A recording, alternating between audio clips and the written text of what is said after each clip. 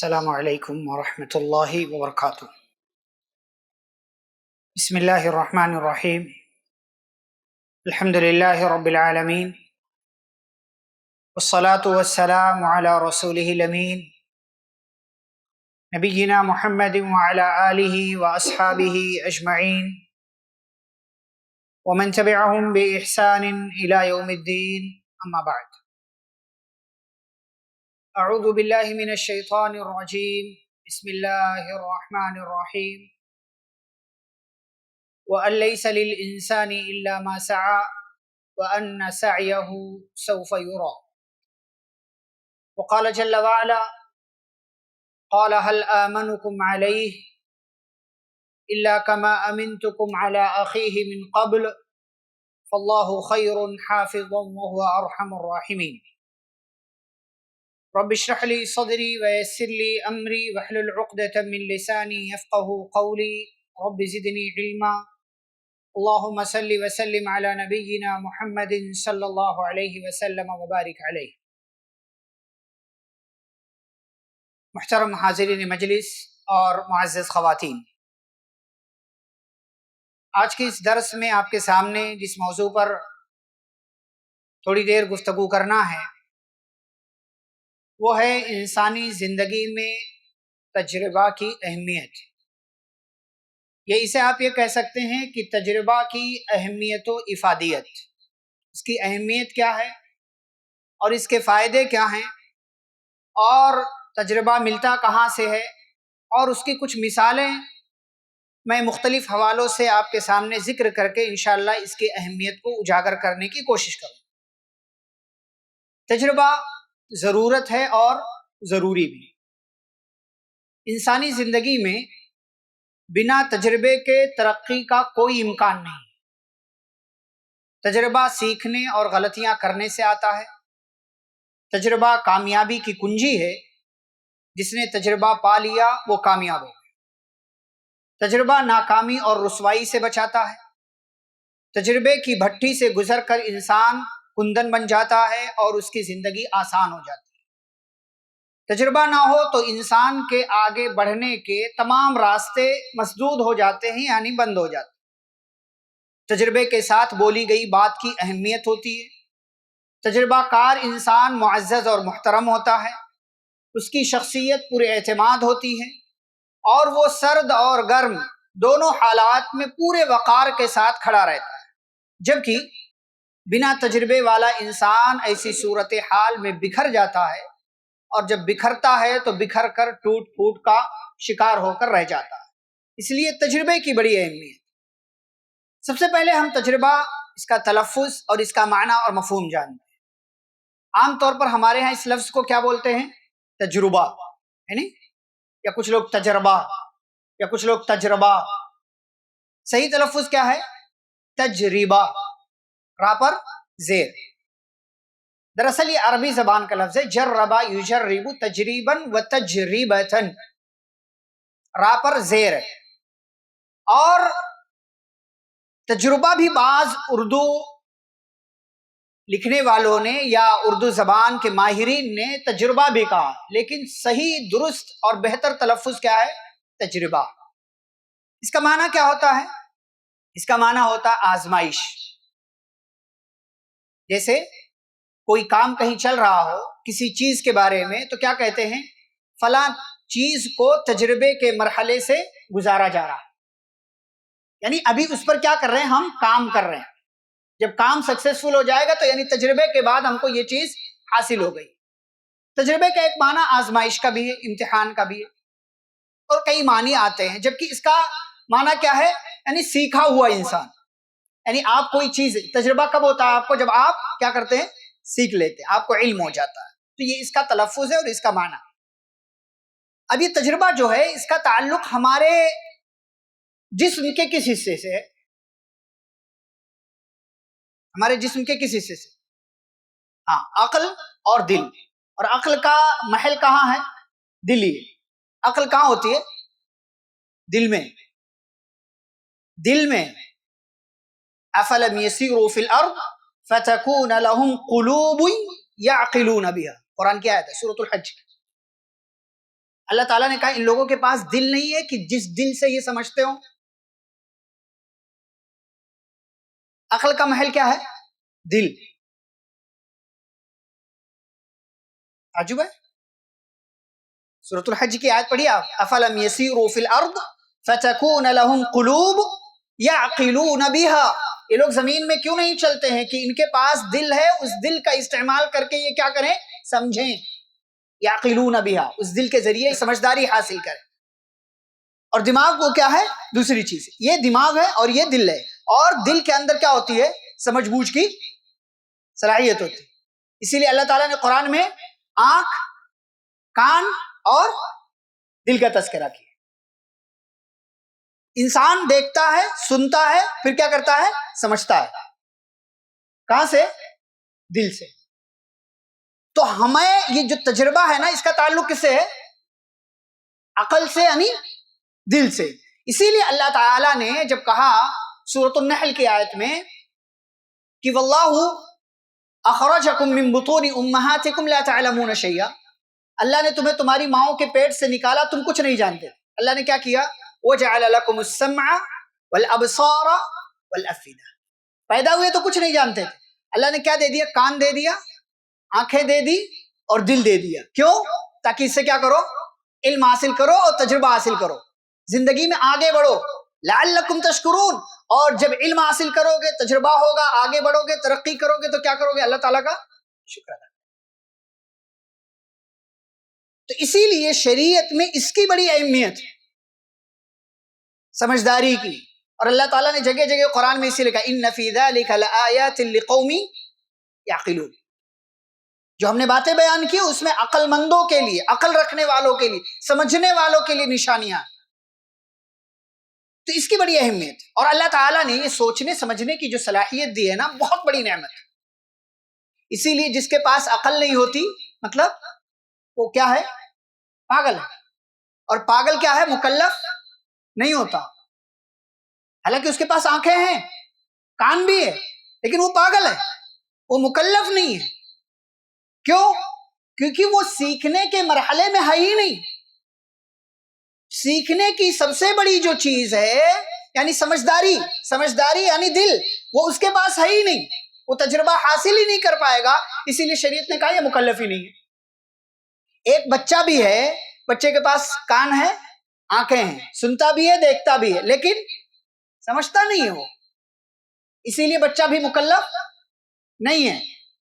ایک انسان سویا ہوا ہے، اس کے کان تک آواز پہنچ رہی ہے، اس کی آنکھیں بند ہیں، وہ مرا نہیں ہے، لیکن شریعت کہتی ہے جب تک وہ سو رہا ہے تب تک وہ کیا ہے؟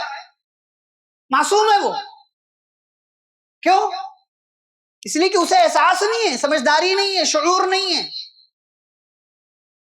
تو یہ اللہ تعالیٰ نے جو نعمت دی ہے نا، بہت بڑی نعمت ہے.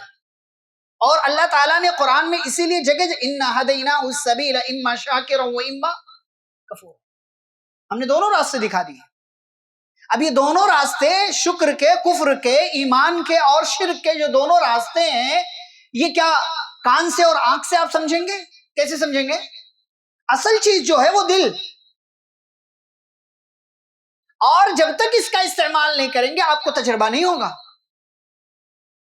اسی لیے اس کا استعمال کرنا بہت ضروری ہے، اور اسی لیے اس کی بڑی اہمیت ہے.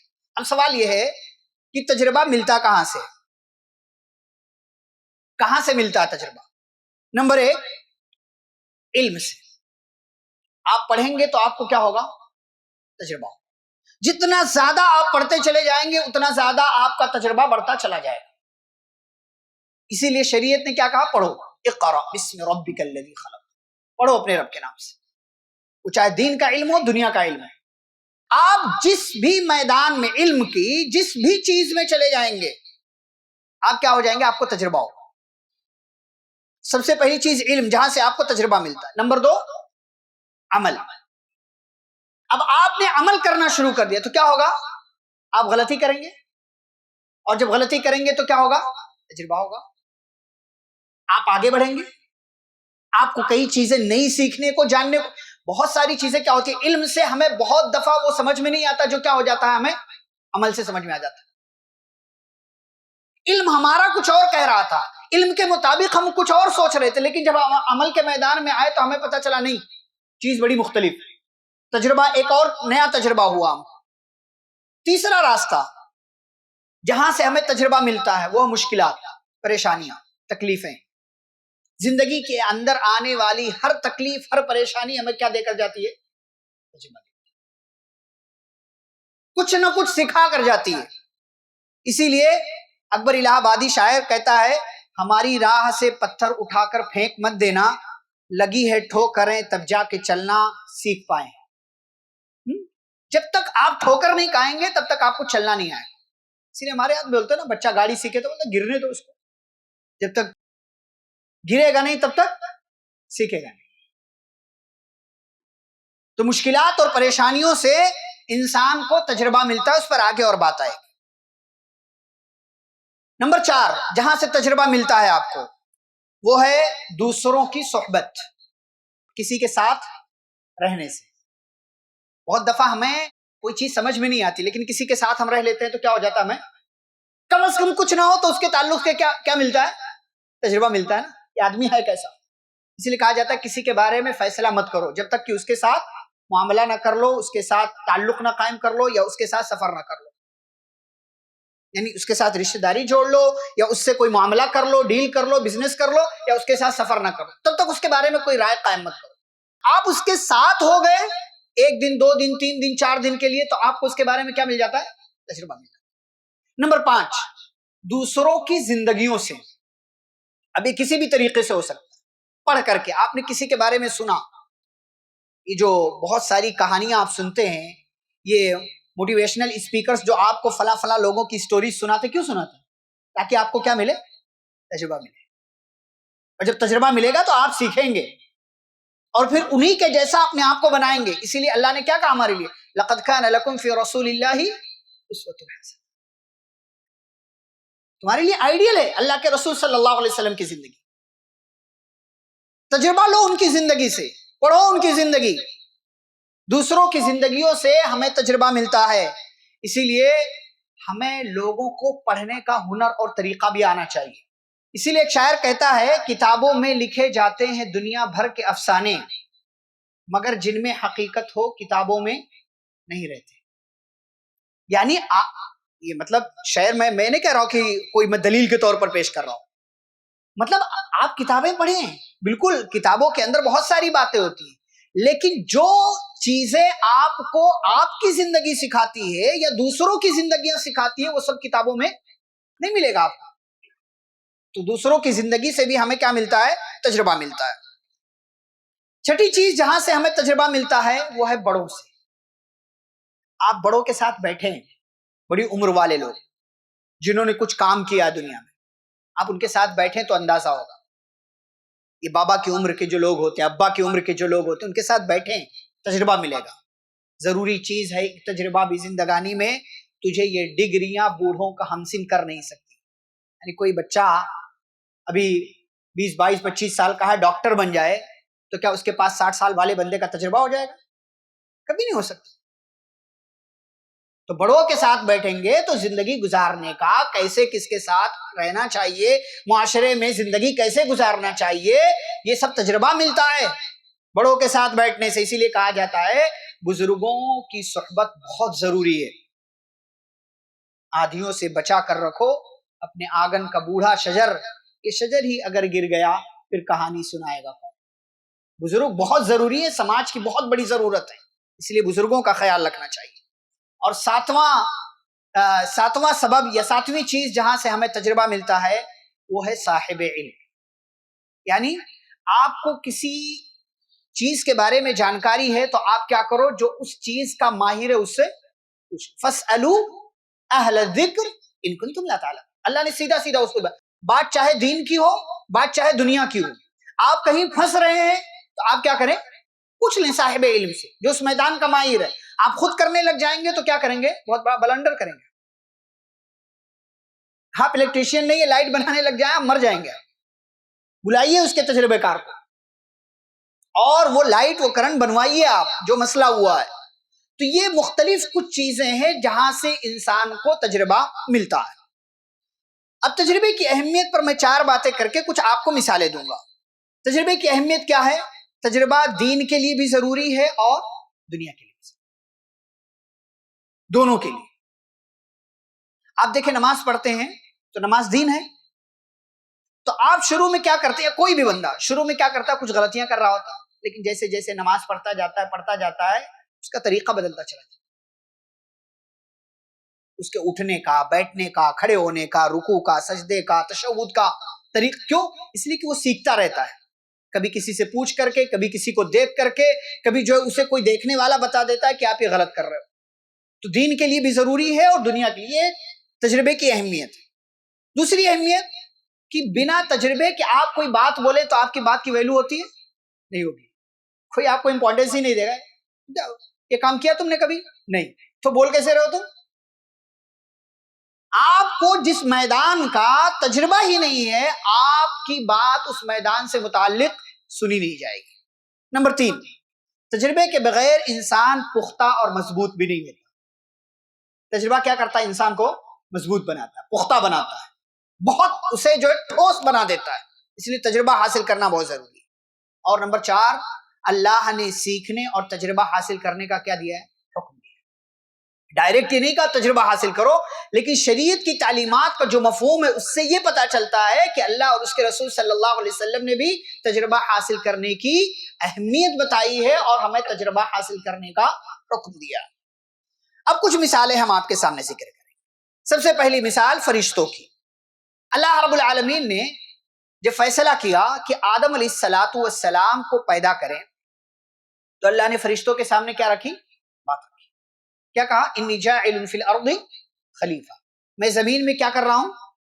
خلیفہ بنا رہا ہوں. کس کا خلیفہ؟ اللہ کا. اللہ کا خلیفہ نہیں، اللہ کا کوئی خلیفہ نہیں. کس کا خلیفہ؟ زمین کا. یعنی وہ لوگ جائیں گے دنیا میں تو ایک کے بعد دوسرا کیا ہوگا؟ آتا رہے گا. یہ خلیفہ کس کو بولتے ہیں؟ ایک چلا گیا تو دوسرا اس کی جگہ لے لیتا ہے.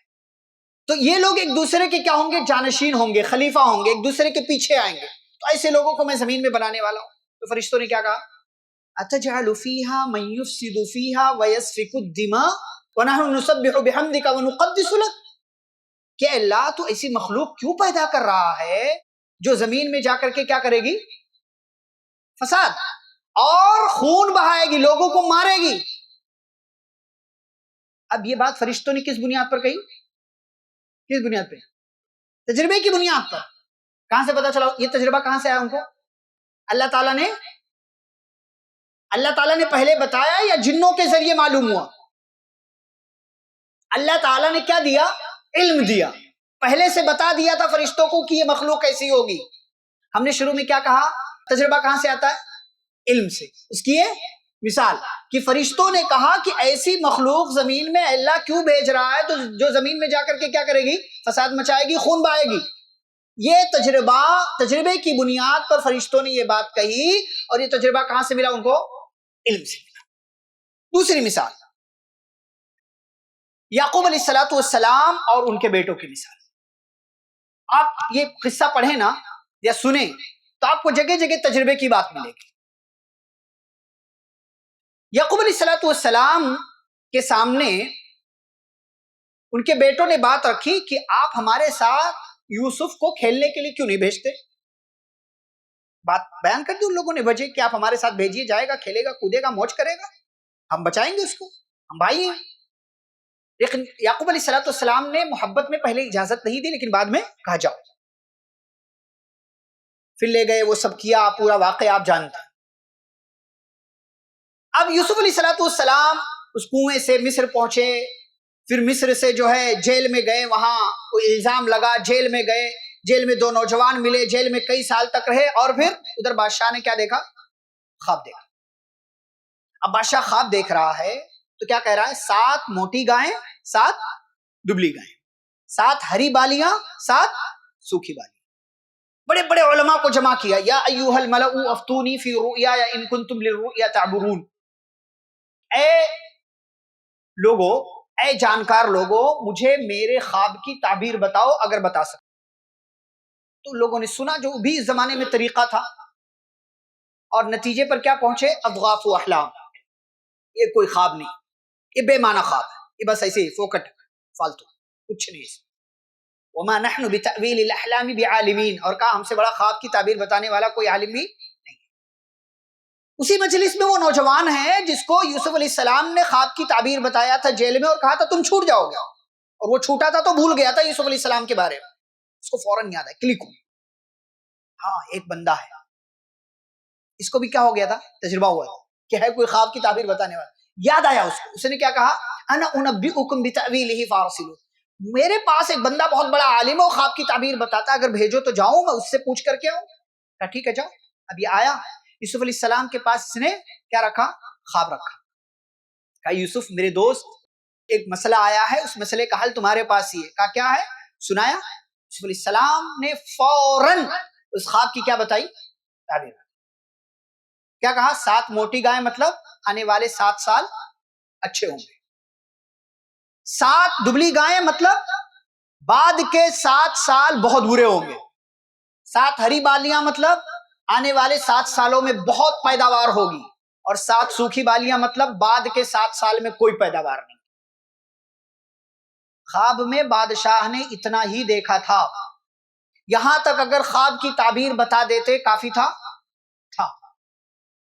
خواب کی تعبیر یہیں تک تھی نا، یہیں تک بادشاہ نے دیکھا تھا نا، 7 موٹی گائے، 7 دبلی گائے، 7 ہری بالیاں، 7 سوکھی بالیاں، اس کے آگے کچھ نہیں دیکھا تھا بادشاہ نے کہ اس کے بعد ہوگا کیا، لیکن یوسف علیہ السلام نے اتنے خواب کی تعبیر بتائی، اور آگے کیا بتایا، ثم یأتی من بعد ذلك عام فیہ یغاث الناس وفیہ یعصرون، کہا ان 14 سالوں کے بعد 1 سال ایسا آئے گا جس میں خوب بارش ہوگی اور خوب غلہ اور اناج بھی پیدا ہوگا، اتنا پیدا ہوگا کہ لوگوں کے پاس رکھنے کی جگہ نہیں ہوگی۔ یوسف علیہ السلام نے یہ جو جملہ کہا کس بنیاد پہ، تجربے کی بنیاد پہ، اور یہ تجربہ کہاں سے آیا، علم سے آیا، یہ علم کس نے دیا، اللہ تعالیٰ نے دیا۔ اچھا یوسف علیہ السلام نے بعد کے مشکل 7 سال میں جو مشکل مرحلہ ہوگا اس سے نپٹنا کیسے، وہ طریقہ بھی بتا دیا، کہا کہ 7 اچھے سالوں میں جو پیداوار ہوگی اس کو بالیوں سے الگ نہیں کرنا، اس کو ویسے ہی رکھ لینا تاکہ زیادہ دنوں تک چل سکے، اور بعد کے 7 سال میں تمہارے لیے مشکل اور پریشانی نہ ہو۔ اور آگے بڑھے ہم، یوسف علیہ السلام جیل سے نکلے، جیل سے نکلنے کے بعد وزیر خزانہ بنے، 7 اچھے سال ختم ہو گئے، 7 برے سال کا دور آیا، یہ بات کنعان میں پہنچی جہاں یعقوب علیہ السلام ہے، کہ مصر میں جو وزیر خزانہ ہے بادشاہ کی طرف سے لوگوں کو چند پیسوں کے بدلے غلہ، راشن اور اناج دیا جا رہا۔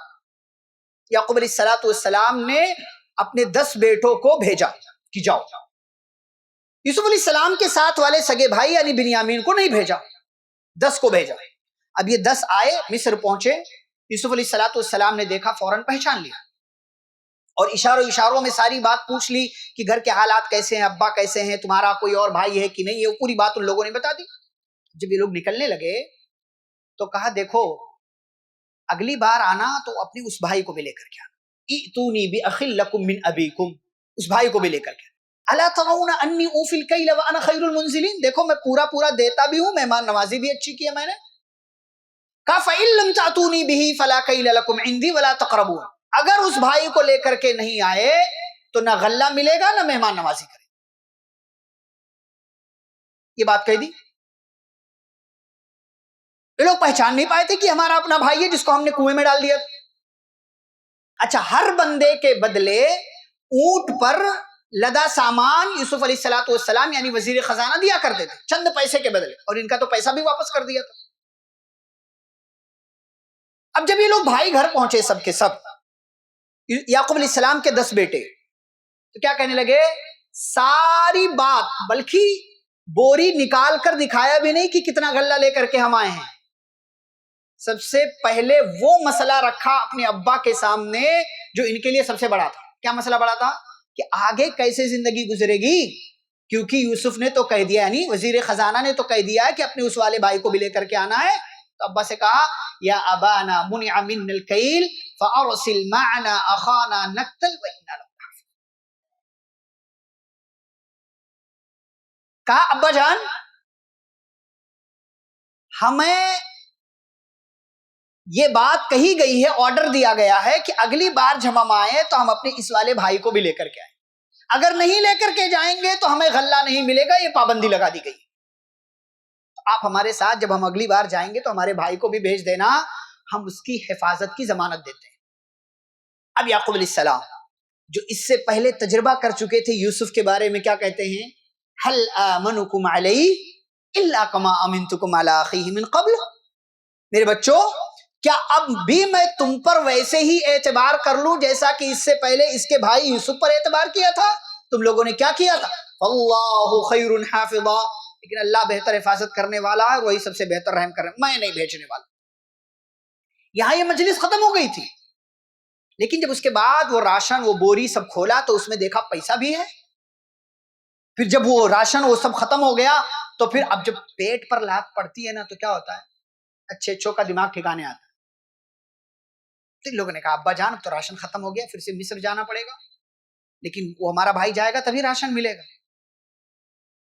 تو یعقوب علیہ السلام نے نہ چاہتے ہوئے بھی کیا کہا؟ لن ارسلہ معکم حتی تؤتونی موثقا من اللہ لتأتننی بہ الا ان یحاط بکم، کہا کہ جب تک تم لوگ پکا وعدہ نہیں کرتے ہو اللہ کا حوالہ دے کر کے، تب تک میں تمہارے ساتھ بنیامین کو نہیں بھیجوں گا۔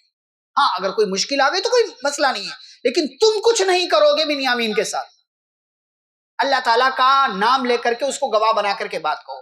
یعقوب علیہ السلام نے تجربے کی بنیاد پر بنیامین کو بھیجنے سے منع کر دیا جب تک کہ ان لوگوں نے پکا وعدہ نہیں کر لیا اللہ کا حوالہ دے کر کے کہ ہم اس کی حفاظت کریں گے۔ تجربے سے یعقوب علیہ السلام نے یہ بات کہی کہ تم لوگوں نے جیسے پہلے یوسف کے ساتھ سلوک کیا تھا، یوسف کے بھائی کے ساتھ تم وہی سلوک کرنے والے ہو۔ آگے اس میں اور جائیں گے تو اور ساری مثالیں، لیکن ہم اس کو ذکر نہیں کر رہے۔ موسیٰ علیہ السلام کی مثال، لیکن موسیٰ علیہ السلام کی کئی مثالیں ہیں۔ موسیٰ علیہ السلام سے سوال ہوا، سورہ کہف میں ہے، آپ جانتے ہیں کہ کسی نے پوچھ لیا، درس دے رہے تھے کہ سب سے بڑا عالم کون ہے، تو انہوں نے کہہ دیا میں ہوں۔ بات درست تھی، بات درست تھی، کیونکہ وقت کا نبی سب سے بڑا عالم ہوتا ہے، لیکن یہ بات اللہ کو اچھی نہیں لگی، کہا فلاں جگہ جائیے، آپ سے بھی بڑا عالم ہے، سیکھیے سیکھیے۔ اب اللہ تعالیٰ یہاں کیا کہہ رہا ہے موسیٰ علیہ السلام کو کہ آپ کو ابھی اور تجربے کی، حالانکہ نبی ہیں، رسول ہیں، پیغمبر ہیں۔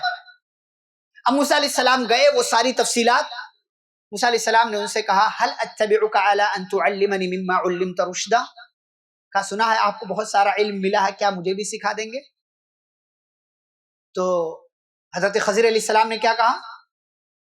قال انک لن تستطیع معی، آپ میرے ساتھ صبر نہیں کر پائیں گے۔ وکیف تصبر علی ما لم تحط به خبرا، اور آپ اس چیز پر صبر بھی کیسے کر پائیں گے جس کا آپ کو تجربہ ہی نہیں؟ یعنی میرے ساتھ میں جو کرنے والا ہوں اس پر صبر کرنے کے لیے کیا چاہیے؟ تجربہ چاہیے۔ اور تجربے کے نہ ہونے کی وجہ سے موسیٰ علیہ السلام نے غلطی کی، پھر غلطی کی، پھر غلطی کی، اور نتیجہ کیا ہوا؟ وقت کے سب سے بڑے عالم کی شاگردی سے محروم۔ کیوں؟ تجربے کے نہ ہونے کی وجہ سے۔ اور آگے بڑھیں، مردود فرعون کی بھی مثال دے دیتے ہیں آپ کے سامنے، برے لوگوں کی بھی۔ موسیٰ علیہ السلام پلے بڑے کہاں؟ محل میں، فرعون کے پاس، بڑے ہو گئے، نبی بن گئے۔ ایک دن صبح صبح نکلے، وہ بندے کو کیا کر دیا؟ لڑ رہا تھا، مارا، ختم۔ دوسرے دن بھاڑا پھوٹ گیا کہ قبطی کو، فرعون کے آدمی کو مارا کس نے ہے؟ موسیٰ نے۔ اب موسیٰ علیہ السلام کا خیر خواہ تھا، جو فرعون کا آدمی تھا، وہ بھاگتا ہوا ہے، بھاگ جاؤ یہاں سے، یہ تو سارے لوگ قتل کر دیں گے تم۔ اب موسیٰ علیہ السلام بھاگ کر گئے کہاں؟ مدین۔ کتنے سال رہے؟ کتنے سال؟ 10 سال۔ اب 10 سال کے بعد جب آ رہے تھے تو راستے میں وہ آگ دکھائی دی، سردی کا زمانہ تھا، راستہ بھٹک گئے تھے، تو بیوی سے کہا یہیں رکو، میں جاتا ہوں، دیکھو ہو سکتا ہے وہاں آگ مل جائے، یا ہو سکتا ہے راستہ پتہ چل جائے۔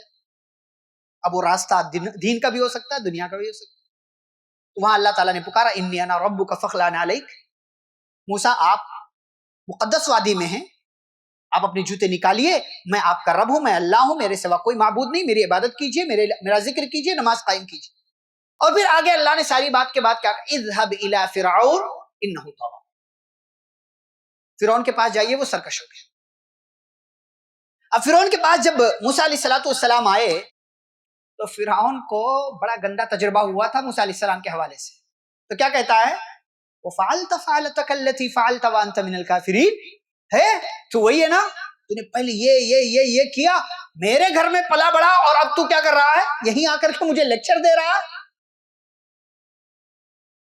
یعنی فرعون کو بھی تجربہ ہو چکا تھا کہ یہ آدمی ٹھیک، یعنی اس کے اپنے ذہن کے اعتبار سے، یعنی یہ آدمی ہمارا کھایا ہماری ہی پتیلی میں کیا کر دیا؟ چھید کر دیا، ہمارا ہی نقصان کر کے بھاگ بھی، اور اب آیا لیکچر دینے کے لیے۔ کہا وہ فعلت فعلتک التی فعلت وانت من الکافرین، کہ تم نے یہ کیا، پھر ناشکری کر بیٹھے، ہمارے سارے احسانات کو بلا دیا اور بھاگ کر کے تم چلے گئے۔ تو موسیٰ علیہ السلام نے کہا نہیں بھائی، تم جیسا سمجھ رہے ہو ویسا نہیں ہے، فعلتها اذا وانا من الضالین، میں نے اس ٹائم کیا تھا جب مجھے صحیح سے پتا نہیں تھا، اور یا میں نے جو کر دیا تھا وہ بس انجانے میں ہو گیا تھا، میرا جان بوجھ کر مارنے کا کوئی ارادہ نہیں تھا۔ تو یہاں تجربہ فرعون نے بھی دکھایا کہ تم جو آ رہے ہو یہ ساری باتیں کر رہے ہو، تم نے تو پہلے ایسا اور ایسا کیا تھا۔ موسیٰ علیہ السلام کی پھر مثال دیتے ہیں آپ کے سامنے۔ بنی اسرائیل سے بہت نقصان ہوا موسیٰ علیہ السلام۔ سورہ بقرہ پڑھتے جائیے، سورۃ الاعراف پڑھیے، سورۃ القصص پڑھیے، سورہ طٰہٰ پڑھیے، مختلف مثالیں اللہ تعالیٰ نے ذکر کی۔ ایک لمبا تجربہ ہوا موسیٰ علیہ السلام کو بنی اسرائیل کے ساتھ، نافرمانیاں کی لوگوں نے، مختلف سوالات کیے، اللہ کی نعمتوں کا موسیٰ علیہ السلام نے بار بار تذکرہ کر کے حوالہ دیا کہ دیکھو تمہارے ساتھ اللہ نے یہ کیا، تمہارے درمیان نبی بھیجے، بادشاہ بنایا، تمہیں دنیا کی ساری قوموں پر فضیلت اور برتری ہے تاکہ تمہیں وہ دیا جو دنیا میں کسی اور کو نہیں دیا، پھر بھی تم اللہ تعالیٰ کی ناشکری کر رہے ہو۔ اور جب فرعون سے بچایا اللہ نے، بیت المقدس میں جانے لگے تو موسیٰ علیہ السلام نے کہا کہ چلو یہاں داخل ہو جاؤ، تو لوگوں نے کہا نہیں، یہاں تو بڑی لڑاکو قوم رہتی، ہم نہیں جائیں گے، ان فیہا قوما جبارین، جب تک وہ لوگ وہاں ہم نہیں جائیں گے۔ دو اچھے لوگ تھے، ان لوگوں نے بھی سمجھایا، موسیٰ علیہ السلام نے بھی سمجھایا، ہارون علیہ السلام نے بھی سمجھایا، لیکن یہ بدماش تھے، مانے نہیں، بلکہ الٹا کیا کہا، فَاذْهَبْ أَنْتَ وَرَبُّكَ فَقَاتِلَا إِنَّا هَاهُنَا قَاعِدُونَ، نہیں بھائی ہم نہیں جائیں گے، تم جاؤ، تمہارا رب جائے، تم لڑ لو، ہم یہ بیٹھے تماشا دیکھ رہے ہیں۔ اب اتنے سارے گندے تجربات کے بعد اب یہ جب جواب مل رہا ہے موسیٰ علیہ السلام کو فرعون کی طرف سے، تو کیا کہتے ہیں؟ رب انی لا املک الا نفسی واخی فافرق بیننا وبین القوم الفاسقین، اللہ بس بہت ہو گیا، میں اپنے بھائی کا ذمہ دار ہوں، اے اللہ ہمارے اور ہماری اس فاسق و فاجر قوم کے درمیان دوری پیدا کر۔ اللہ نے کیا کیا؟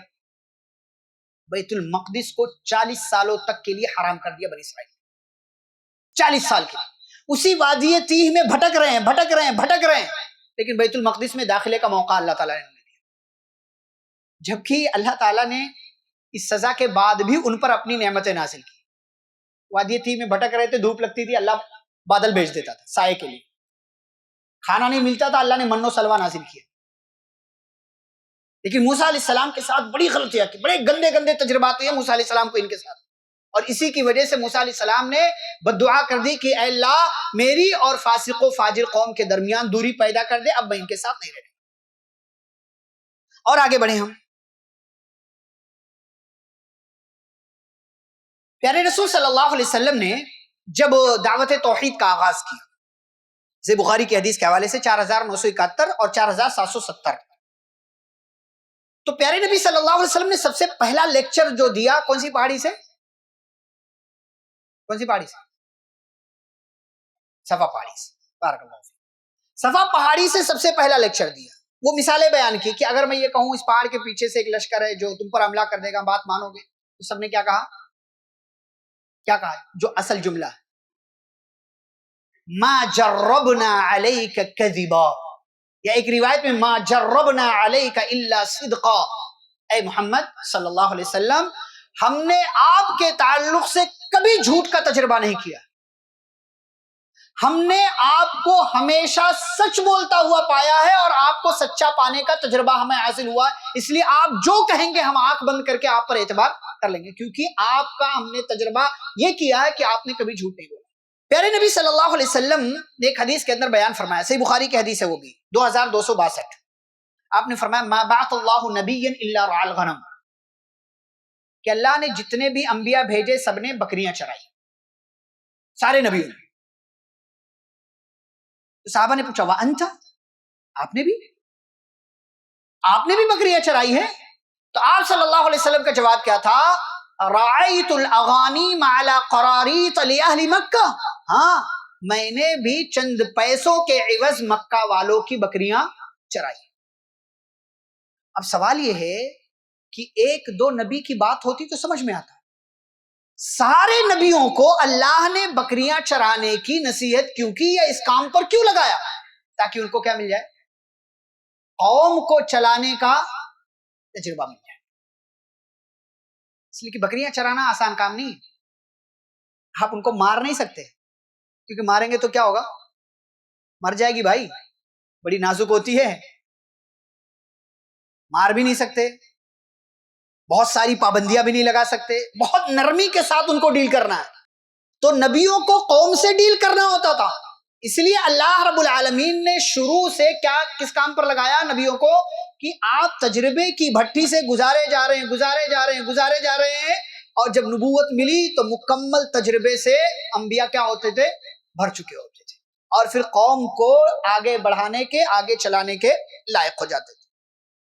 پیارے نبی صلی اللہ علیہ وسلم کی ایک اور مثال دیکھیے آپ سورہ یونس کے حوالے سے، کہ پیارے نبی صلی اللہ علیہ وسلم نے جب مکہ والوں سے کہا کہ یہ قرآن ہے اللہ تعالیٰ کا فرمان ہے، اس کو مان لو، قبول کر لو، اللہ کی توحید کا اقرار کر لو، تو ان لوگوں نے کیا کہا کہ ایتی بقرآن غیر ھذا او بدل، کہ محمد صلی اللہ علیہ وسلم یا تو یہ اس کی جگہ کوئی اور قرآن لے آؤ، یا تو اسی میں چینجنگ کر دو، تب ہم مانیں گے۔ پیارے نبی صلی اللہ علیہ وسلم کی دعوت قبول نہیں کی، قرآن کو قرآن یعنی اللہ کا کلام ماننے سے انکار کرتے رہے، یہاں تک کہ نبی صلی اللہ علیہ وسلم کو کیا دینا پڑا؟ حوالہ۔ کیا حوالہ دیا؟ فَقَدْ لَبِثْتُ فِيكُمْ عُمُرًا مِّن قَبْلِهِ، مکہ والو میں وہی محمد ہوں جس نے تمہارے درمیان ایک لمبی مدت گزاری، یعنی تمہیں تو میری زندگی دیکھنے کا پورا تجربہ ہے، آج میں اگر تمہارے سامنے کوئی بات کہہ رہا ہوں تو تم میری بات کا انکار کیوں کر رہے ہو؟ تم اللہ کی توحید کو مان کیوں نہیں لیتے، جبکہ تم خود کہتے ہو کہ میں نے تمہارے درمیان رہتے ہوئے کبھی جھوٹ نہیں بولا، ہمیشہ سچ بولا۔ نبی صلی اللہ علیہ وسلم نے اپنی پوری زندگی حوالے کے طور پر پیش کی، کن لوگوں کے سامنے؟ ان لوگوں کے سامنے جنہوں نے آپ کی اب تک کی پوری زندگی کا تجربہ کیا تھا۔ ایک اور مثال، بڑی پیاری مثال ہے، اور یہ حدیث کئی بار آپ سنتے ہیں، لیکن آج ایک اور اینگل سے سنیے۔ آپ کی حدیث ہے، پیارے نبی صلی اللہ علیہ وسلم کی حدیث ہے، لا یلدغ المؤمن من جحر واحد مرتين، مومن ایک سوراخ سے دو بار نہیں ڈسا جاتا۔ لیکن کیا آپ کو اس جملے کا بیک گراؤنڈ یا پس منظر معلوم ہے؟ نبی صلی اللہ علیہ وسلم نے یہ کیوں کہا یہ جملہ؟ آپ صلی اللہ علیہ وسلم جوامع الکلیم تھے، چھوٹا جملہ بولتے تھے، اس میں معانی کا سمندر ہوتا تھا۔ بعض علماء نے لکھا ہے، صحیح بخاری کی شرح جنہوں نے کہ حافظ ابن حجر رحمہ اللہ، انہوں نے فتح الباری میں بیان کیا ہے، جبکہ کچھ علماء نے اس واقعے کو ضعیف بھی کہا ہے، لیکن علماء نے اس کو فتح الباری وغیرہ میں اور دیگر کتابوں میں موجود ہے۔ جنگ بدر میں کافروں کی طرف سے ایک بندہ آیا، اس کا نام تھا ابو عزہ جمحی، کافر تھا اور شاعر بھی۔ کیا کرتا تھا؟ مسلمانوں کی برائیاں بیان کرتا تھا، یعنی اپنی طرف سے لپیٹ کر کے الٹی سیدھی باتیں۔ اب جنگ بدر میں آیا، جب کافروں کی طرف سے پکڑ لیا گیا، قیدی بنا لیا گیا۔ اب جب قیدی بنایا گیا تو آپ صلی اللہ علیہ وسلم کے پاس لایا گیا اس کو کہ بھائی اس کا معاملہ حل کیا جائے۔ وہ حوالہ دینے لگا، رونے لگا، میں غریب آدمی ہوں، یہ ہوں وہ ہوں، چھوڑ دو مجھے، میں فدیہ نہیں دے پاؤں گا، مجھے پڑھنا نہیں آتا، یہ نہیں وہ نہیں۔ آپ صلی اللہ علیہ وسلم نے ترس کھایا، اس کو کیا کر دیا؟ چھوڑ دیا۔ لیکن آپ نے شرط رکھی کہ اگلی بار تم ہمارے ساتھ ہمارے خلاف جنگ میں نہیں آؤ گے، کافروں کی طرف سے لڑنے کے لیے، تم ہماری برائیاں بیان نہیں کرو گے، یعنی جو تم بیان کرتے ہو شاعری میں جا کر کے ہمارے تعلق سے غلط باتیں وہ سب نہیں کرو گے۔ تو اس نے کہا ٹھیک ہے، نہیں کروں گا۔ اب 1 سال کے بعد جنگ احد ہوئی، اس میں پکڑ کر پھر لایا گیا قیدی بنا کر، پھر قیدی بنا کر لایا گیا۔ آپ صلی اللہ علیہ وسلم دیکھا اس کو، پھر سے وہی رونا چالو۔ ایسے کتنے بدماش ہوتے نہیں؟ آپ نے کسی کو قرضہ دیا، 2 سال تک ہو گیا، واپس نہیں کیا، پھر 2 سال کے بعد پھر ضرورت پڑی، پھر روتا ہوا آتا ہے، پھر رویا ہو، غریب ہوں، یہ ہوں وہ ہوں، چھوڑ دیا جائے، اگلی بار نہیں کروں گا، یہ وہ۔ آپ صلی اللہ علیہ وسلم کہ لا یلدغ المؤمن من جحر واحد مرتين، مومن ایک سوراخ سے 2 بار نہیں ڈسا جاتا. اور آپ نے حکم دیا کہ لے جاؤ اور اس کو قتل کر دو، اور اسے کیا کر دیا گیا. یہ آپ صلی اللہ علیہ وسلم نے جو جملہ کہا تجربے کی بنیاد پر کہا. آپ کو ایک بار کسی کے ساتھ اگر غلط تجربہ ہو گیا ہے تو میں یہ نہیں کہہ رہا ہوں آگے اس کے ساتھ ڈیل مت کرو، لیکن سوچ سمجھ کر کرو، الرٹ ہو جاؤ، ہوشیار. اندھا دھند اعتبار اس پر نہیں کرنا ہے، کیونکہ ایک بار آپ نے تجربہ کر لیا. مثال نمبر 10، تیسری جنگ ہوئی، تیسری بڑی جنگ کون سی؟ جنگ خندق. نبی صلی اللہ علیہ وسلم کو پتا چلا 10,000 لوگ حملہ کرنے آ رہے ہیں مدینے پر، سارے دشمن اکٹھا ہو گئے، اب تو مدینے کی خیر نہیں، ڈر گئے سب لوگ. تو آپ صلی اللہ علیہ وسلم نے مشورے کی کمیٹی بلائی، صحابہ کو بلایا، کیا کیا جائے کیا کیا جائے کیا کیا جائے. اور یہی موقع تھا کہ ابھی سلمان فارسی رضی اللہ تعالیٰ عنہ غلامی سے آزادی کی طرف آئے تھے اور ابھی چند دنوں پہلے مسلمان ہوئے تھے. آپ نے ان کے ساتھ ہمدردی کے طور پر، محبت کے طور پر انہیں بھی پاس بٹھایا، رکھا کہ مشورے میں بھی شامل رہے. سب نے اپنا اپنا مشورہ دیا. سلمان فارسی رضی اللہ عنہ نے کیا مشورہ دیا؟ تجربے کی دنیا. اللہ کے نبی، ہمارے فارس میں، ایران میں جب ایسا کچھ ہوتا تھا، شہر پر حملے کی بات آتی تھی تو ہم کیا کرتے تھے؟ خندق کھود لیتے تھے شہر کی حفاظت کے لیے. آپ اگر اس پر عمل کر لیں تو ہو سکتا ہے مدینہ بچ جائے. آپ صلی اللہ علیہ وسلم نے ایک تجربے کار انسان کی بات کو اہمیت دی اور مدینے کے اطراف میں خندق کھودنے کا حکم دیا. نتیجہ یہ ہوا کہ مدینہ اس تجربے کار انسان کے مشورے کے بعد کیا ہو گیا؟ اللہ تعالیٰ کی مرضی بالکل نو ڈاؤٹ، لیکن اللہ تعالیٰ نے اسباب بنائے، اور یہاں سبب کون بنا؟ ایک تجربے کار انسان کا مشورہ. ایک اور مثال صحیح بخاری کی حدیث نمبر 4986 کے حوالے سے. پیارے نبی صلی اللہ علیہ وسلم کی وفات ہو گئی، ابو بکر رضی اللہ عنہ خلیفہ بنے. ایک جنگ ہوئی، جنگ یمامہ، بہت بڑی جنگ. کس کے خلاف؟ مسیلمہ کذاب. بہت سارے صحابہ اس میں شریک ہوئے اور کئی سارے صحابہ شہید ہو گئے. جو شہید ہونے والے صحابہ تھے ان میں سے اکثر کون تھے؟ حفاظ، قاری قرآن، جن کو قرآن یاد تھا. اب جب یہ بات سنی حضرت عمر رضی اللہ عنہ نے گھبرا گئے، ابو بکر رضی اللہ عنہ کے پاس پہنچے، کہا کہ اگر ایسے چلتا رہا تب تو قرآن ختم ہو جائے گا، کیونکہ ابھی قرآن اکٹھا نہیں تھا، ایک جگہ جمع نہیں تھا، کچھ ان کے پاس، کچھ ان کے پاس، کچھ ان کے پاس. کچھ لوگ ہی تھے جو پورے قرآن کے حافظ تھے، لیکن اکٹھا قرآن جمع نہیں کیا گیا. تو ابو بکر رضی اللہ عنہ نے خلیفہ ہونے کی حیثیت سے کہا میں وہ کام کیسے کر سکتا ہوں جس کو نبی نے نہیں کیا. حضرت عمر نے کہا نہیں، یہ خیر ہے، ہماری نیت اچھی ہے، یہ کوئی بدعت نہیں کر رہے ہیں، قرآن تو پہلے سے، بس کیا کرنا ہے؟ اس کو جمع کرنا ہے. حضرت ابو بکر نے تھوڑا ٹائم لیا، پھر اللہ نے ان کا سینہ کھول دیا اور وہ تیار ہو گیا. اب یہ دونوں بڑے صاحبان، پیارے نبی صلی اللہ علیہ وسلم کے 2 پیارے ساتھی، لوگوں نے مشورہ کیا کہ قرآن جمع کرنے کی ذمہ داری کس کو دی جائے. ایک نام پر دونوں کی نظر جم گئی. کس کا؟ زید بن ثابت رضی اللہ تعالی. بلایا، کہا کہ دیکھو ایسا ایسا ہے، اور زید بن ثابت بالکل ینگ ہے، ابھی بالکل ینگ، 20 سے 25 کی ایج میں ہے. بلایا اور کہا کہ دیکھو ایسی سی بات ہے. تو انہوں نے بھی کہا رہے اب دونوں وہ کام کیسے کر سکتے جس کو نبی نے نہیں کیا؟ کیف تفعلان ما فعلہ رسول اللہ صلی اللہ علیہ وسلم، آپ دونوں وہ کام کیسے کر سکتے جس کو اللہ کے رسول صلی اللہ علیہ وسلم نے نہیں کیا؟ تو انہوں نے کہا خیر ہے، خیر ہے. اب یہاں دیکھیے ایک 20-25 سال کا نوجوان بھی خلیفہ وقت کے سامنے کیا کہہ رہا ہے؟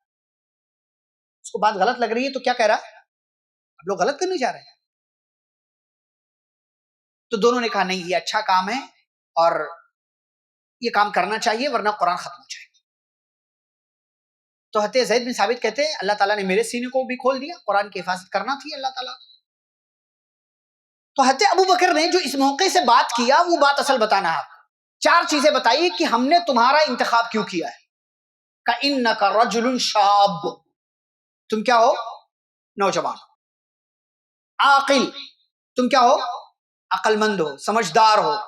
لا نتہمک، ہم تم پر کوئی الزام بھی نہیں لگاتے کہ تمہارے اخلاق پر، تمہارے کردار پر، تمہاری زندگی پر کوئی دھبا اور داغ ہے، کچھ نہیں.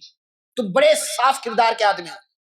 اور چوتھی صفت جو بیان کی وہ اصل ہے، وَكُنْتَ تَكْتُبَ الْوَحْيَ فِي زَمَنِ رسول اللہ صلی اللہ علیہ وسلم، اور تمہیں نبی کے زمانے میں وحی لکھنے کا تجربہ بھی ہے۔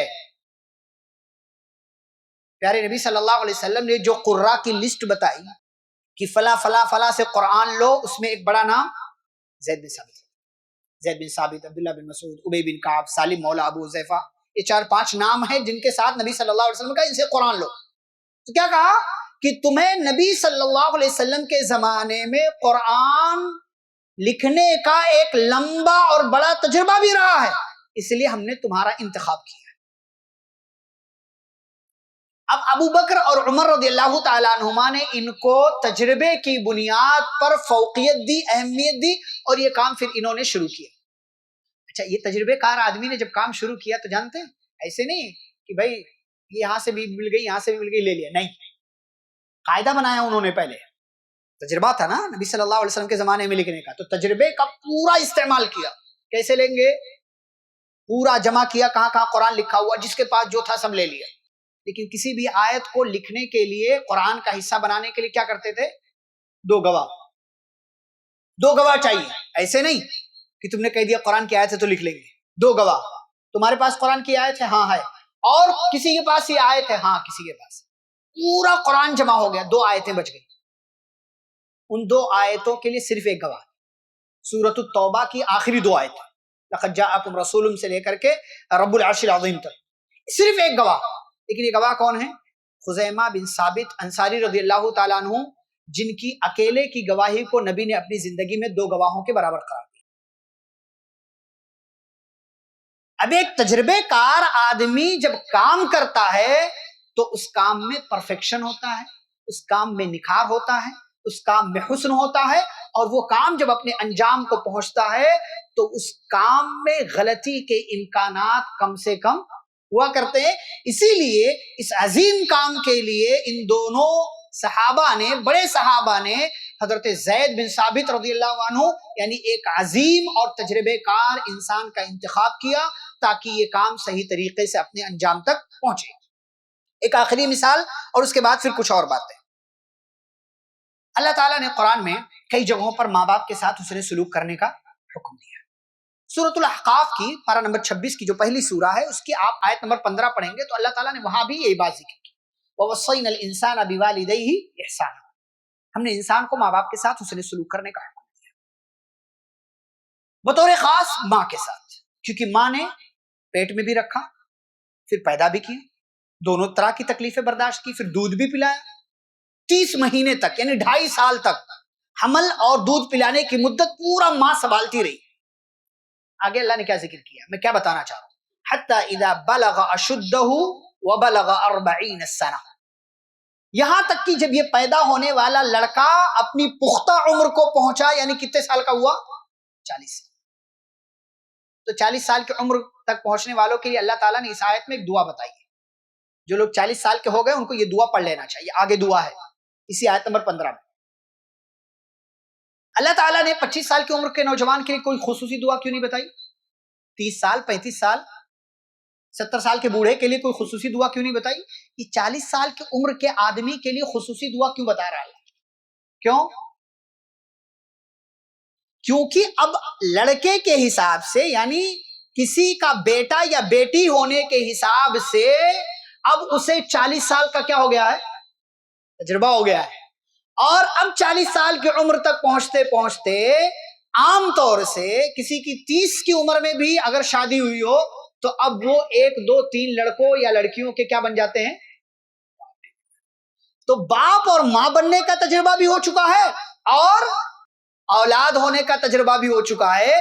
اس لیے 40 سال کی عمر کو اللہ نے خاص کیا کہ جو 40 سال کی عمر کا ہو گیا ہے اسے یہ دعا پڑھنا چاہیے، رب اوزعنی ان اشکر نعمتک التي انعمت علی وعلى والدی وان اعمل صالحا ترضاه واصلح لي في ذریتی انی تبت الیک وانی من المسلمین۔ ترجمہ کیا ہے وہ آپ وہاں جا کر کے دیکھیے، ہم یہاں ذکر نہیں کر رہے۔ یہ کچھ مثالیں دی میں نے کہ تجربے کے حوالے سے سلف نے، انبیاء نے، صحابہ نے کس طریقے کی چیزیں سامنے رکھی۔ اب تجربے کے فائدے کیا ہیں، میں چند فائدے بتا کر کے پھر انشاءاللہ بات ختم کرتا ہوں۔ فائدہ نمبر 1 تجربے کا، سوچنے سمجھنے اور چیزوں کے درمیان تمیز کرنے کی صلاحیت میں اضافہ ہوتا ہے۔ یہ تجربے کا فائدہ ہے کہ جتنا زیادہ آپ کو تجربہ ہوتا ہے اتنا آپ کی سوچنے سمجھنے کی صلاحیت کیا ہوتی ہے؟ بڑھتی ہے، اور پھر چیزوں میں، انسانوں میں، لوگوں میں تمیز بھی کرنا آپ کے لیے کیا ہو جاتا ہے؟ آسان ہو جاتا ہے۔ یہ تجربے کا فائدہ ہے۔ ورنہ ایک 20 سال کا لڑکا ہو سکتا ہے اسی معاملے میں غلطی کر دے، لیکن 50 سال کا آدمی جو تجربے سے بھرپور ہے وہ غلطی کرنے کے امکانات نہ کے برابر ہوتے ہیں۔ نمبر 2، غلطیوں اور نقصان سے حفاظت اور بچاؤ۔ ایک انسان جس کو تجربہ ہو چکا ہے تو وہ غلطی سے سیکھ کر کے آگے جب وہی کام کرتا ہے تو غلطی نہیں ہوتی ہے اس سے، اسی لیے کہتے سرخ روح ہوتا ہے انسان ٹھوکریں کھانے کے۔ نمبر 3، تجربہ انسان کو معزز بھی بناتا ہے۔ ایک کوئی تجربے کار انسان ہو کسی بھی میدان میں، اسے کیا ملتی ہے؟ عزت ملتی ہے نا، کہ بھائی یہ آدمی 40 سال سے بزنس کی لائن میں، عزت ہے اسے۔ یہ آدمی 30 سال سے ٹیچر ہے، عزت ملتی ہے، اتنا بڑا تجربہ ہے۔ اور ایسے ہی لوگوں کو کہیں بلایا جاتا ہے، ورنہ 20-22 سال کے نوجوان کو کیوں بلاتا؟ کوئی بلاتا ہے؟ اگر کوئی بلاتا بھی ہے تو کسی خاص چیز کی وجہ سے جس میں اس کو تجربہ ہے۔ جیسے اگر کوئی مجھے بلاتا ہے تو کس لیے بلاتا ہے کہ بھائی ٹھیک ہے یہ اس لائن میں فلاں زمانے سے علم ہے ان کے پاس، یا جو ہے قرآن کے تعلق سے ان کے پاس جانکاری ہے کیونکہ اتنے لمبے عرصے سے ان کے پاس تجربہ ہے۔ ورنہ عام طور سے بلایا کس کو جاتا ہے؟ جس کے پاس کیا ہوتا ہے؟ تجربہ ہوتا ہے، اس کو عزت دی جاتی ہے، اس کو وقار دیا جاتا ہے۔ نمبر 4، دنیاوی حساب سے اگر بات کریں تو تجربے کی وجہ سے کیا ہوتا ہے؟ تنخواہ بھی زیادہ ملتی ہے۔ اسی لیے جہاں کہیں بھی اعلان ہوتا ہے وہاں کیا ہوتا ہے؟ تجربے والوں کو فوقیت دی جائے گی، ہاں لکھا ہوتا ہے نا، ایکسپیرینس 1 سال کا چاہیے، 2 سال کا، 5 سال کا۔ جتنا زیادہ آپ کا تجربہ ہوگا اتنا زیادہ آپ کی سیلری، کہیں بھی آپ کمپنی بھی چینج کریں تو کیا ہوگا؟ اسی حساب سے وہاں آپ کی تنخواہ ہوگی۔ اچھا، اسی تجربے کی وجہ سے پوسٹ بھی بڑھتا۔ آپ دیکھیں ہمارے ملک میں جو پولیس کا محکمہ ہے، آپ دیکھیں اس میں کوئی ایک بیگ اوپر والے عہدے پہ پہنچ جاتا ہے؟ کوئی نہیں پہنچتا۔ اگر کوئی پہنچ رہا ہے، مثال کے طور پر اس نے UPSC کلیئر کیا، IAS کا ایگزام کلیئر کیا، تو اسے بڑا عہدہ مل رہا ہے۔ کس کی وجہ سے مل رہا ہے؟ اسے علم کا تجربہ ہے، اس کو اس لیے مل رہا ہے۔ ورنہ جو کوئی جو ہے اس محکمے میں کوئی جو بڑی پوسٹ ہوتی ہے اس تک پہنچنے کے لیے کیا کرنا پڑتا ہے؟ شروع سے پھر ایک لمبی مدت، 20 سال، 25 سال، 30 سال، جب تک وہ ریٹائر ہونے کی عمر ہو جاتی ہے۔ تو تجربے کے بعد ہی انسان کو بڑا عہدہ، بڑی پوسٹ ملتی ہے۔ 5واں فائدہ کہ تجربہ کامیابی کی بنیاد ہے۔ ابو بکر رضی اللہ عنہ اور عبد الرحمن بن عوف، مکے میں یہ دونوں کیا تھے؟ مالدار،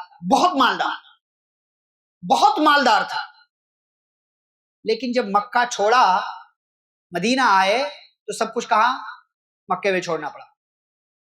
مکے کے 2 مالدار جب مدینے آ رہے ہیں تو اب کیا ہو چکے ہیں؟ غریب ہو۔ آپ کا مال کوئی چرا سکتا ہے لیکن آپ کا تجربہ کوئی نہیں چرا سکتا۔ مال تو گیا، لیکن جو تجارت کا ایک لمبا تجربہ تھا ان دونوں صحابہ کو، اس کی بنیاد پر کیا ہوا؟ چند ہی سالوں میں دونوں ایک بار پھر سے بڑے مالداروں میں شمار ہوئے۔ چند سال۔ عبد الرحمن بن عوف رضی اللہ تعالیٰ عنہ کی، ابو بکر، دونوں کی مثال دی جائے تو جنگ تبوک کے موقع سے ابو بکر رضی اللہ تعالیٰ عنہ گھر کا پورا مال لا کر دے رہے ہیں، اور حضرت عبد الرحمن بن عوف 29.5 کلو چاندی لا کر کے دے رہے ہیں۔ 29.5 کلو چاندی کی قیمت آج کے دور میں 90 لاکھ روپے تقریبا۔ صرف 9 سال میں آپ کا علم، آپ کا تجربہ کوئی نہیں چرا سکتا۔ آپ کا مال چرا سکتا ہے، آپ کے گھر پہ، آپ کی زمین پہ قبضہ کر سکتا ہے، لیکن آپ کا تجربہ کوئی نہیں چرا سکتا۔ تو تجربہ کامیابی کی بنیاد ہے۔ کسی کا قول ہے کہ کامیابی کی پہلی سیڑھی کوشش ہے، کوشش سے انسان غلطی کرتا ہے، غلطی سے سبق ملتا ہے، سبق سے تجربہ ہوتا ہے، اور تجربے سے کامیابی ملتی ہے۔ نمبر 6، ایک انسان جب تجربے والا ہوتا ہے، وہ جب کوئی فیصلہ لیتا ہے تو اس کے فیصلے میں کیا ہوتا ہے؟ خیر ہوتا ہے۔ اس کی مثال میں دوں ملکہ سبا سے۔ سلیمان علیہ السلام نے لیٹر بھیجا، یا تو سرنڈر کر دو ہمارے پاس، مسلمان بن کر سرنڈر کر کے آ جاؤ ہمارے پاس، ورنہ ہم تم پر حملہ کریں گے۔ اس نے اپنے وزراء، منسٹرز کو جمع کیا، کیا کریں؟ اتنا بڑا بادشاہ نے اس نے لیٹر بھیجا، تو لوگوں نے کہا نحن اولو قوت و لباس، ہم تو لڑنے بڑنے والے لوگ ہیں، بڑے مضبوط ہیں، طاقتور ہیں، ہتھیار ہے ہمارے پاس، جو بولیں گے آپ میدان جنگ میں چلنا، ہم لڑ لیں گے، لیکن فیصلہ تو آپ کو کرنا ہے. ملکہ سے کہا ان لوگوں نے فیصلہ آپ کو کرنا، آپ جو چاہیں فیصلہ کر دیں. اب یہ عورت بڑی سمجھدار تھی، تجربے سے بھرپور تھی. کیا کہتی ہے؟ ان الملوک اذا دخلوا قریہ، یہ کوئی عام بادشاہ نہیں. ایسے بادشاہ جب کسی علاقے میں داخل ہوتے نا، وہاں کے عزت دار لوگوں کو ذلیل کر دیتے اور وہاں کے پورے شہر کا نقشہ بدل کر کے وَكَذَلِكَ يَفْعَلُونَ، اور جیسا انہوں نے کہا ویسا کر کے رہیں گے اگر ہم نے ان کی بات نہیں مانی. اب یہ عورت کیا کہتی ہے؟ اچھا ایک کام کرتی ہوں، لڑائی وڑائی نہیں کریں گے، کچھ تحفے بھیج کر دیکھتی ہوں، ہو سکتا ہے تحفہ بھیجنا ہمارا کام آ جائے. اب یہ عورت جس نے تجربے کی بنیاد پر فیصلہ کیا، اس نے اپنی پوری قوم کو کیا کر لیا؟ بچا لیا. بلکہ صرف بچایا نہیں، اسلام میں داخلے کا ذریعہ بھی بن گئی. سلیمان علیہ السلام پر خود بھی ایمان لائی اور اس کی قوم کے لوگ بھی ایمان لے آئے. یہ تجربے کار انسان کا فیصلہ جو سراسر خیر بن کر کے آتا ہے. اسی لیے فیصلے میں خیر اور بہتری ہوتی ہے جب کوئی تجربے کار انسان فیصلہ کرتا ہے. فائدہ نمبر 7 اور آخری، انسان جب تجربہ کرتا ہے یا جب تجربے کے مرحلے سے گزرتا ہے تو تجربہ مطلب آپ کے سیکھنے کا عمل جاری ہے. آپ گویا کہ کنٹینیو سیکھ رہے ہیں. اس لیے کہ تجربہ انسان کو ہر بار ایک نئی چیز دے کر کے جاتا ہے، ایک نیا رنگ، ایک نیا ڈھنگ اور ایک نئی شکل و صورت. اب دیکھیں وقت چینج ہوتا ہے، ٹیکنالوجیز بدلتی ہیں، بہت ساری چیزیں تبدیل ہو جاتی ہیں، تو کیا ہوتا ہے؟ انسان کا اس حوالے سے تجربہ بھی بدلتا چلا جاتا ہے. ایک انسان کو اس کا تجربہ جب وہ کرتا رہتا ہے، زندگی میں آگے بڑھتا رہتا ہے، تو گویا کہ وہ مستقل سیکھ رہا ہے اور اس کے سیکھنے کا عمل جاری ہے. کچھ اہم باتیں ہیں پوائنٹ کی روشنی میں، اس کو بتا کر کے انشاءاللہ ختم کر دیں. نمبر 1، تجربے کار بنو اور زندگی کے ہر میدان میں جہاں سے بھی، جس میدان سے بھی آپ کا سامنا ہو، اس میں تجربہ حاصل